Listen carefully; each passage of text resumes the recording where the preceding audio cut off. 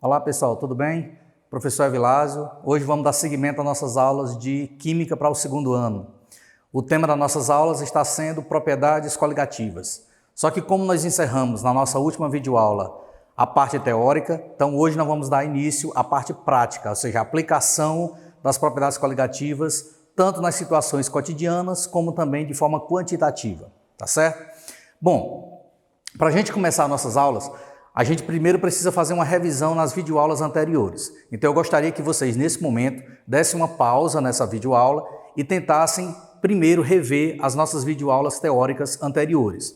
Mas para isso, é necessário que você fique atento e já tenha feito as anotações no seu caderno sobre tudo aquilo que é o de mais importante para a gente resolver as nossas questões. Então eu gostaria que vocês ficassem atentos à questão do efeito coligativo associado com a propriedade coligativa. E o que é que acontece quando você começa a mexer com as variáveis, ou seja, com a quantidade de solutos, com as forças intermoleculares, com a questão da volatilidade, com a questão da pressão atmosférica, de que modo essas variáveis podem afetar os efeitos coligativos. Lembrando que propriedades coligativas só dependem do número de partículas dispersas no solvente. Então, todas as vezes que você aumenta a quantidade de partículas de soluto dispersas no solvente, você acentua as propriedades coligativas. E o aluno tem que estar lembrando o seguinte: existem propriedades coligativas que são para mais e existem propriedades coligativas que são para menos. Vamos relembrar aqui algumas. Quando você adiciona soluto não volátil ao solvente puro, a pressão de vapor ela tende a diminuir ao longo do aumento da concentração de soluto. Ou seja, quanto mais soluto você adiciona à sua solução ou ao solvente puro, menor vai ser a quantidade de vapor produzido. Consequentemente, menor será a pressão de vapor. Então, uma coisa é diferente da outra. Se você aumenta a quantidade de soluto, a pressão de vapor faz diminuir.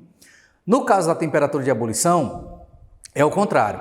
Quanto mais partículas de soluto você adiciona à sua solução, maior vai ser a temperatura de ebulição do processo. Ou seja, quanto maior a quantidade de partículas que você adiciona ao seu solvente puro ou à sua solução, maior também vai ser a temperatura de ebulição dela.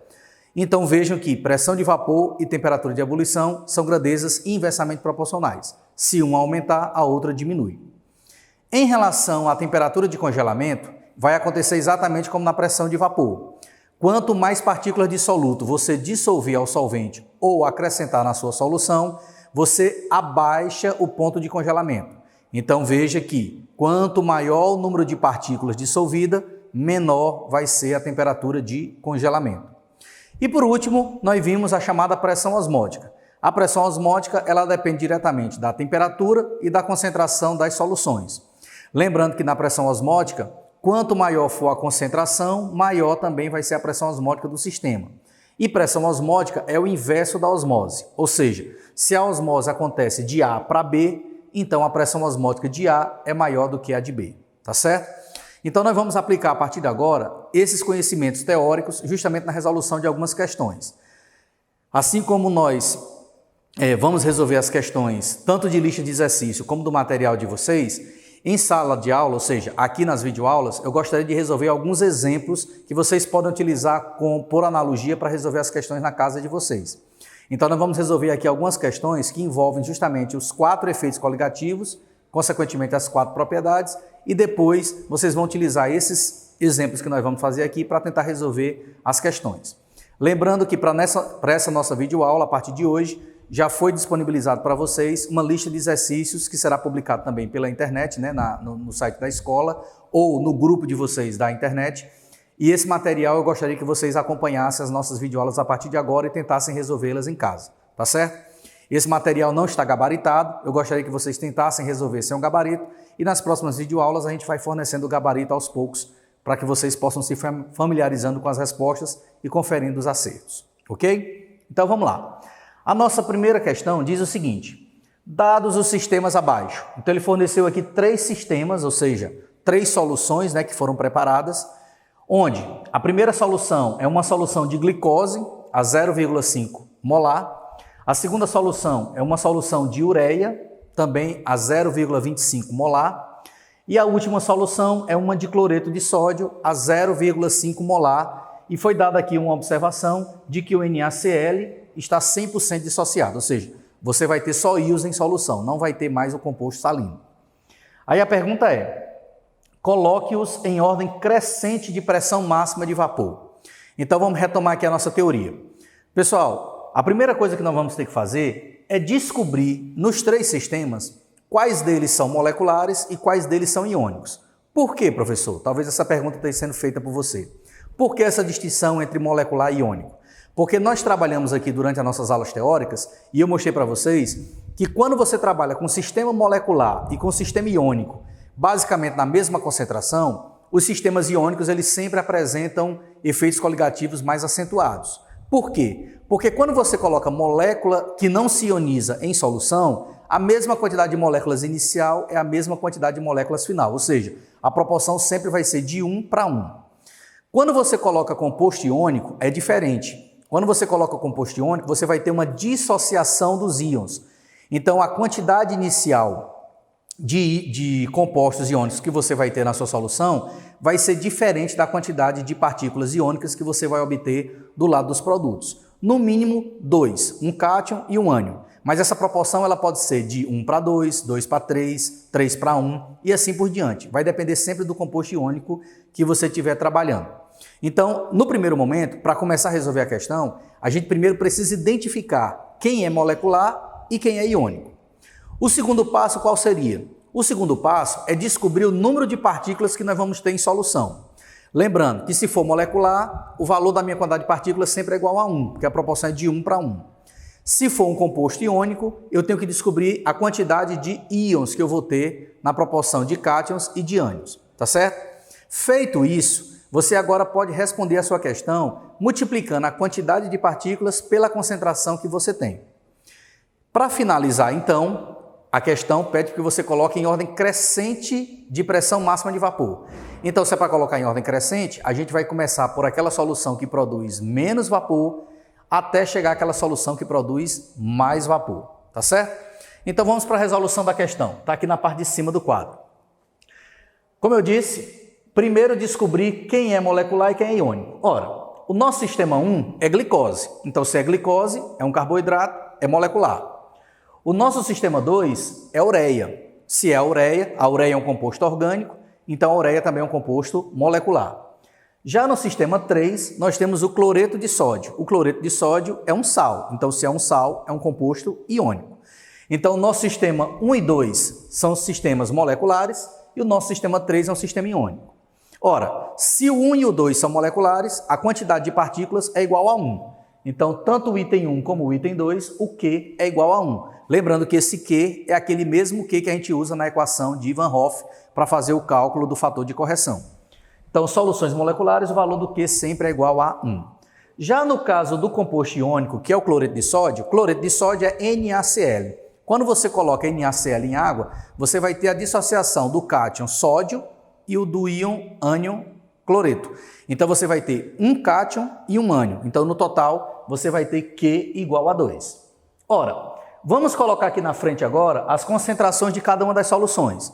Pelo enunciado da questão, a solução de glicose é 0,5, a de ureia é 0,25 e a do composto NaCl é 0,5. E agora nós multiplicamos.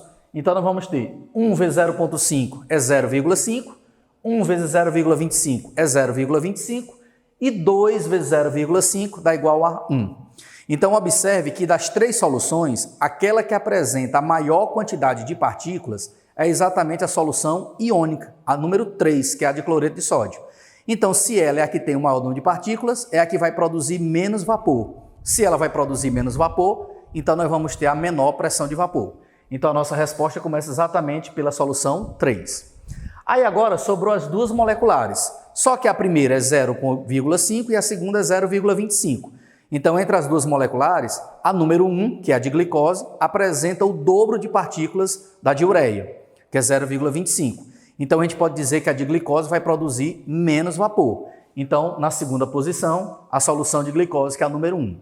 Consequentemente, você determina que aquela que vai produzir o maior número de vapor e, consequentemente, a maior pressão de vapor vai ser a solução de número 2. Então, a nossa resposta seria, na ordem, a 3 menor do que a 1 e A1 menor do que A2. Lembrando desse detalhe, quanto maior o número de partículas em solução, menor vai ser a nossa pressão de vapor.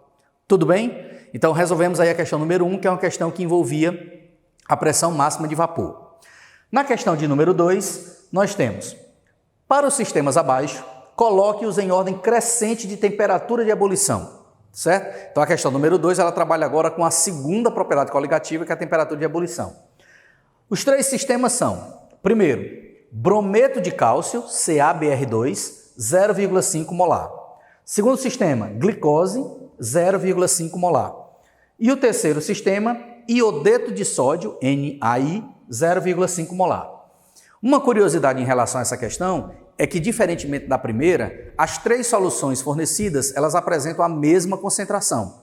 Então, teoricamente, ficaria até mais fácil para que o aluno chegasse na resposta, porque quando as concentrações são iguais, vai sempre ter a maior temperatura de ebulição, aquela que tiver o maior número de partículas dissolvidas. Só que nós temos que usar o mesmo raciocínio que nós usamos na primeira questão. Descobrir quem são soluções moleculares e quem são as soluções iônicas. Então, resolvendo a questão, nosso primeiro sistema é o brometo de cálcio, é um composto iônico. Observe que o brometo de cálcio, eu tenho um cálcio para 2 bromos, então no final eu vou ter Q igual a 3. A nossa glicose é um composto molecular. Se é um composto molecular, o nosso Q é igual a 1. Todo composto molecular, o Q é igual a 1. E por último, no sistema 3, nós temos o iodeto de sódio, na proporção de 1 sódio para 1 iodo. Então é um composto iônico cujo Q é igual a 2. Então veja que agora, para responder nossa questão, fica mais fácil, porque nós encontramos justamente valores de Q diferentes. Q igual a 3, Q igual a 1 e Q igual a 2. Lembrando que quanto maior o número de partículas em solução, maior também vai ser a temperatura de ebulição. Então, como ele quer que você coloque em ordem crescente, nós vamos começar com aquelas que têm menos partícula. Olha, aquela que vai ter menos partícula é exatamente a solução de número 2, que é a solução molecular de glicose. Depois, nós vamos para aquela que tem o Q igual a 2. O Q igual a 2 é a solução de número 3. Então, eu vou ter 2, 3 e, consequentemente, aquela que vai ter a maior temperatura de ebulição é a solução de número 1, que é a solução de brometo de cálcio, cujo Q é igual a 3. Então, veja que na ordem crescente, 2 é menor que 3, 3 é menor do que 1. Então, com isso, nós resolvemos a questão de número 2, que trabalhou com a segunda propriedade coligativa. A nossa próxima questão é para trabalharmos com a chamada temperatura de congelamento. Bom, então agora nós vamos partir para a questão de número 3, né? Então, a questão número 3, dando seguimento à ordem que a gente vinha, a primeira questão foi uma questão sobre efeito tonoscópico, né? A segunda foi sobre ebulioscopia, efeito ebulioscópico. Então, agora na terceira questão, nós vamos nos deparar com o efeito crioscópico. Então, trabalhando aqui com a terceira questão, diz o seguinte: observe as colunas abaixo. Então, é fornecida aqui na questão 2 colunas, a coluna 1 e a coluna 2. Sendo que a coluna 1 traz os sistemas, ou seja, o tipo de solução ou solvente preparado. E a coluna número 2 traz a temperatura de congelamento, né? Ó, TC, temperatura de congelamento. E aí a pergunta da questão é: relacione as colunas de acordo com o efeito crioscópico observado. Então, a questão ela coloca de um lado os sistemas formados, do outro lado ele coloca 3 temperaturas de congelamento diferentes e quer que você associe uma coluna com a outra, né? A coluna 1 com a coluna 2. Então, nós vamos seguir o mesmo passo a passo que nós vínhamos seguindo na questão 1 e na questão 2. Vamos analisar quem são os sistemas, saber quais deles são moleculares e quais deles são iônicos, depois tirar o valor de Q para cada um deles e só depois fazer uma consideração em relação ao ajuste de temperatura. Então, respondendo à questão de número 3, a gente vai ter isso aqui. A nossa solução A é uma solução de frutose a 0,5 molar. A nossa solução B é uma solução de glicose a 1 molar. E a nossa solução C é uma solução de sulfato de sódio a 1 molar. Então, nós temos uma solução molecular na coluna A, uma solução molecular na coluna B e uma solução iônica na coluna C, nessas concentrações, 0,5, 1 e 1. Só que a gente já viu na resolução da questão 1 e na resolução da questão 2 que quando a sua solução é molecular, o valor do Q sempre é igual a 1. A gente não pode esquecer disso, pessoal. Então, sempre que a nossa solução for molecular, o nosso Q é igual a 1. No caso do composto do sistema C, que é exatamente o sulfato de sódio, nós temos a proporção de 2 sódio para 1 sulfato. Então, se eu tenho 2 sódio para 1 sulfato, eu tenho 3 partículas em solução. Então, o nosso valor de Q vai ser igual a 3. Multiplicando o valor do Q pelo valor da concentração de cada um deles, nós vamos encontrar esses números. 1 vezes 0,5 é 0,5, 1 vezes 1 dá 1 e 3 vezes 1 dá 3. Ora, a gente viu nas nossas videoaulas que o efeito crioscópico é aquele que a temperatura de congelamento faz baixar. Então, quanto maior é o número de partículas em solução, mais baixa a temperatura de congelamento. Ora, se vocês observarem, a nossa solução que menos tem partícula é exatamente a solução A. E a solução A, ela vai estar ligada justamente com aquela que baixou menos a temperatura. Aquela que baixou menos a temperatura é aquela que está valor negativo próximo a zero. Então, nós temos aqui a nossa solução A com menos 0,3. Então, veja que ela baixou só 0,3 grau em relação à temperatura da água. Em segundo lugar, nós temos aquela que vai ser intermediária. Então, sobrou dois valores, sobrou 0,8 negativo e 1,6 negativo. Então, aquela que é intermediária entre 0,3 e 1,6 é exatamente 0,8. Então, a nossa solução B, que vai dar 1 vezes 1 dá 1, ela vai ser o valor intermediário, menos 0,8 graus Celsius, ou seja, ela baixou 0,8 graus abaixo de zero. E por último, nós vamos ter aquela que tem a maior concentração. 3 vezes 1 dá 3. Então, aquela que tem o maior número de partículas em solução é aquela que vai baixar mais a temperatura de congelamento. Então, finalizando a questão, nós temos o nosso sistema C com menos 1,6 graus Celsius. Então, preenchendo aqui os parênteses, nós temos menos 1,6 seria a solução C, menos 0,3 seria a solução A e menos 0,8 seria a solução B de bola. Então, pessoal, não esqueçam, para a resolução da terceira questão, nós usamos o critério de que quanto maior o número de partículas, menor é a temperatura de congelamento, ou seja, mais baixa ela vai ser do solvente. Se a gente considerar que essas três soluções preparadas aqui foram soluções aquosas, a nossa água congela a 0 grau. Então, toda solução feita com água vai ter uma temperatura de congelamento abaixo de 0 grau. Lembrando que valores mais longe do zero são aquelas que baixam mais, Elas têm valores muito mais baixos, ou seja, congelam numa temperatura muito mais fria do que a da água. Tudo bem? Bom, e para finalizar a nossa videoaula de hoje, uma questão que envolve osmoscopia, O efeito da osmose, da pressão osmótica.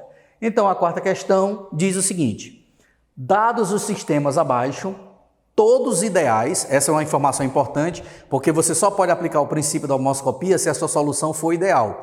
E se ela é uma solução ideal, ela vai ter o comportamento de um gás ideal. E no comportamento de um gás ideal, a gente tem que a pressão osmótica ela é diretamente proporcional ao produto entre a concentração molar, a constante universal dos gases e a temperatura em Kelvin. Pi é igual a mRT, certo? Então, todos ideais e submetidos à mesma temperatura. Opa, se todas estão submetidas à mesma temperatura, a temperatura não vai ser um fator aí que vai influenciar. Como o valor da constante é igual para todo mundo e a temperatura na questão está dizendo que foi igual para todo mundo, então a única variável aí que nós vamos levar em consideração a pressão osmótica é a concentração. No caso, a pressão osmótica, ela é diretamente proporcional à concentração. Π é diretamente proporcional à molaridade. Se você transportar a molaridade do segundo membro da equação para o primeiro, você vai ver que ela vai vir dividindo. Grandezas que se dividem são diretamente proporcionais. Então, para resolver a nossa questão número 4, a gente vai partir desse princípio. Todas elas estão na mesma temperatura, elas podem ou não ter concentrações iguais, mas o que vai determinar é exatamente essa concentração. Quanto maior a concentração, maior vai ser a pressão osmótica. Então, foi fornecido aqui 4 sistemas, numerados de 1 até 4. O sistema 1, brometo de sódio a 0,5 molar. O segundo sistema, fluoreto de cálcio a 0,25 molar. O terceiro sistema, ureia a 0,5 molar. E o quarto e último sistema, cloreto de sódio a 0,25 molar. Como é que nós agora vamos partir para resolver a questão? Usando o mesmo raciocínio desde a primeira questão. Identificar quem é molecular e quem é iônico. tirar o valor de Q e com o valor de Q multiplicar exatamente pela quantidade da concentração fornecida. Bom, a gente pode observar que o nosso primeiro sistema é iônico, né? Brometo de sódio, na proporção de 1 para 1. Então é iônico, cujo valor de Q é igual a 2, 1 para 1. O nosso segundo sistema também é iônico, fluoreto de cálcio, só que na proporção de 1 cálcio para 2 flúor. Então o valor do Q vai ser igual a 3, é de 2 para 1. O nosso terceiro sistema é a ureia. Se é ureia, o sistema é molecular. E se o sistema é molecular, o valor de Q é igual a 1. Sempre toda substância molecular, toda molécula em solução, o valor de Q é igual a 1. E por último, nós temos o cloreto de sódio na proporção de 1 para 1. Então nós temos um composto iônico cujo Q é igual a 2. Então, se vocês observarem, nós temos primeira solução iônica Q igual a 2, segunda iônica Q igual a 3, terceira molecular Q igual a 1 e a quarta iônica Q igual a 2. Aí agora como é que você faz para responder a nossa questão? Ele quer que você coloque em ordem crescente de pressão osmótica, né? Estabeleça essa relação crescente. Então nós vamos pegar o valor de Q e multiplicar pelo valor de cada uma das concentrações. Se eu pegar a primeira, vai dar 1 molar, 2 vezes 0,5. Se eu pegar a segunda, vai dar 0,75, que é 3 vezes 0,25. Se eu pegar a terceira, vai dar 0,5, ou seja, 1 vezes 0,5. E a quarta vai ser 2 vezes 0,25, que vai dar 0,5. Então, fazendo esse cálculo prévio, o que você observa é que a solução 3 e a solução 4, ao fazer esse cálculo, elas vão ter a mesma concentração no final. 0,5. Então, tanto a solução 3 como a solução 4 vai dar 0,5 no final. Já a solução de número 1, ela vai dar 1 molar e a solução de número 2 vai dar 0,75. Ora, a pressão osmótica é diretamente proporcional à molaridade. Quanto menor for a molaridade, menor vai ser a pressão osmótica. Então, entre 0,5, 0,75 e 1, as menores são aquelas de 0,5. Só que a 3 e a 4 são iguais, porque elas deram a mesma quantidade de partículas, 0,5 mols por litro. Então, eu começo assim a responder minha questão. A 3 é igual a 4, ou 4 igual a 3, tanto faz. Então, 3 igual a 4, que vai ser menor do que a... Desculpe, tem um erro aqui. Vai ser menor do que a 2, que vai ser menor do que a 1, tá certo? Então, ó, eu comecei de 0,5, passei para 0,75 e fui para 1. Então, a 3 e a 4 são iguais, né? Elas são menores do que a 2, que vai dar 0,75, que vai ser menor do que a 1, que vai dar 0,1. Então, corrigindo aqui o que nós acabamos de colocar para vocês, a solução 3 e 4 são iguais, menor do que a 2 e a 2 é menor do que a 1. Então, observe que quanto menor for a molecularidade, ou seja, quanto menor for o número de mols em solução, a molaridade, menor também vai ser a pressão osmótica. Então, nós chegamos ao final dessa nossa videoaula, onde vocês puderam observar a resolução de 4 questões envolvendo, digamos assim, contrastes entre soluções iônicas e moleculares, pedindo para você colocar em ordem crescente ou decrescente, né, essas soluções. Na nossa próxima videoaula, nós vamos trabalhar com mais efeitos coligativos e vamos começar a trabalhar um pouquinho mais com questões quantitativas envolvendo os cálculos. Até um abraço, até a nossa próxima videoaula. Bons estudos!